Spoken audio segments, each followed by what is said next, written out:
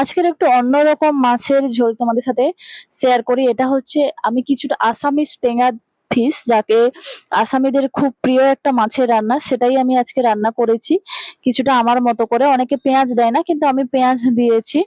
তো সম্পূর্ণ এটা আমি ইউটিউবে দেখেছিলাম, তো একজনকে রান্না করতে, অবশ্য তিনি পেঁয়াজ দেননি, তো আমি এখানে পেঁয়াজ দিয়েছিলাম। আর আমি অনেক শুনেছি আসামিজদের মাছের রান্নাটা একটু আলাদা হয়, তো আমিও আজকে ট্রাই করলাম। তো বাজার থেকে নিয়ে চলে এসেছিলাম নদীর মাছ। মাছটার নাম চিনি না, কিন্তু খেতে অনেকটা টেস্টি হয়, অনেক মানে অনেক টেস্টি হয়। তবে এই মাছটা মানে এই রান্নাটা আপনারা রুই মাছে, কাতল মাছে করতে পারেন, তবে আমার নদীর মাছ খেতে বেশি ভালো লাগে, সেই কারণে আমি নদীর মাছ দিয়েও করেছি।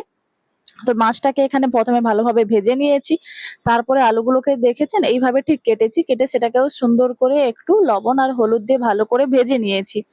কারণ কি বলুন তো, এখানে আদা রসুনের কোনো ব্যাপার নেই, জিরে ধনের কোনো ব্যাপার নেই, একেবারে কম মশলায়। আপনারা চাইলে পেঁয়াজটাও দেওয়ার দরকার নেই, তবে টমেটোটা একটু ভালো করে দিতে হবে। আর আপনাদের কাছে যদি তেঁতুল থাকে, তাহলে তেঁতুলে একটু অল্প তেঁতুল দিতে হবে, কিন্তু আমার কাছে যেহেতু তেঁতুল ছিল না, তো সেই কারণে আমি ওটাকে কাগজি লেবু দিয়েই ম্যানেজ করে নিয়েছি। তো টেস্টটা খেতে একেবারে একই রকমই হয়, খুব একটা ডিফারেন্স হয় না। আর এখানে দেখতেই পাচ্ছ আলুটাকে জাস্ট ২-৩ মিনিট ভালো করে এখানে আমি সুন্দর করে ভেজে নিয়েছি, কারণ আলুটাকে ভালো করে ভাজা হতে হবে, যেহেতু আমি আলাদা করে এটাকে সেদ্ধ করিনি। আর ঝোলে খুব বেশিক্ষণ ফোটাবো না, সেই কারণে। আর এখানে আলুগুলো সুন্দর একেবারে লাল লাল হয়ে ভাজা হয়ে গেছিল। আর মানে আলু ভাজতে ভাজতে আমি একটু চলে গেছিলাম বাইরে কাজ করতে, তো একটু বেশি ভাজা হয়ে গেছে, তবে এখনো কালো হয়নি, আলুটা সুন্দর একেবারে লাল হয়ে গেছে। আমি ভাবলাম ঠিক আছে, আলুটা প্রায় 60% মতো সেদ্ধ হয়ে গেছে, তো আমি এখানে তুলে নিয়েছি সেটাকে। এবারে কি করব, এই যে তেলটা তোমরা দেখতেই পাচ্ছ, এই তেলেই আমি রান্না করব, এই তেলেই মাছ ভাজা, এই তেলেই আলু ভাজা, এই তেলেই রান্না হবে, আলাদাভাবে এক্সট্রা ভাবে কোনো তেল দেওয়ার প্রয়োজন নেই। তো আমি ভাবলাম চলো দিয়ে দিচ্ছি একটু পাঁচ ফোড়ন। পাঁচ ফোড়ন দিয়ে দেওয়ার পরে দিয়ে দেবো কাঁচা লঙ্কা কুচি।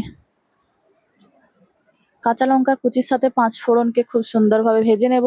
যখনই দেখবো কাঁচা লঙ্কা আর শুকনো লঙ্কা পাঁচ ফোড়নের একটা সুন্দর স্মেল আসছে, তখন আমি দিয়ে দেব এখানে আমি কুচিয়ে রাখা পেঁয়াজ কুচিগুলো।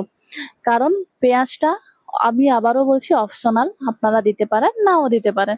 আমি এটাও দেখেছি অনেকে আদা রসুন ব্যবহার করছে, তবে আসামিজ যেটা ওনাদের মেন রান্না, ওখানে কিন্তু আদা রসুনের ব্যবহার হয় না। তরকারিটা অনেকটাই লাইট ভাবে তৈরি হয়, যতটা কম উপকরণে অত্যন্ত সুস্বাদু একটা রান্না। আমরা বাঙালিদের মতো আদা রসুন সবাই কি আর সবকিছু এলাচ সবকিছুতে যায় না? আমরা বাঙালিরা স্পাইস নিয়ে যতটা খেলতে পারি, সবাই ততটা খেলতে পারে না। যাই হোক, এখানে আমি পেঁয়াজগুলো কষা হয়ে গেলে দিয়ে দেবো একটু লবণ আর হলুদ। তারপরে দিয়ে দেবো এখানে কুচিয়ে রাখা আমার টমেটোগুলো। আমি একটা মিডিয়াম সাইজের আলু নিয়েছিলাম, তার ডবল টমেটো নিয়েছি। যেমন তোমরা দেখতে পাচ্ছ, প্রায় ২ টো টমেটো নিয়েছি আমি মিডিয়াম সাইজের।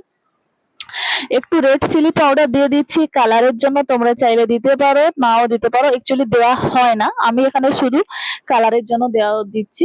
যেহেতু কি বলবো, রান্নার একটু কালারটা দেখতে ভালো লাগে, আর তোমাদের সাথে সেটা যদি শেয়ার করি, তোমাদেরও চোখে বেশ দেখতে ভালো লাগে, সেটাই সেই কারণে।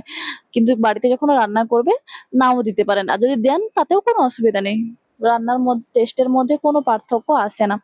টমেটোটাকে দিয়ে ততক্ষণ পর্যন্ত ভালো করে কষিয়ে নেব, যতক্ষণ না টমেটোটা হালকা করে সেদ্ধ হয়ে যাবে, প্রায় 60% মতো।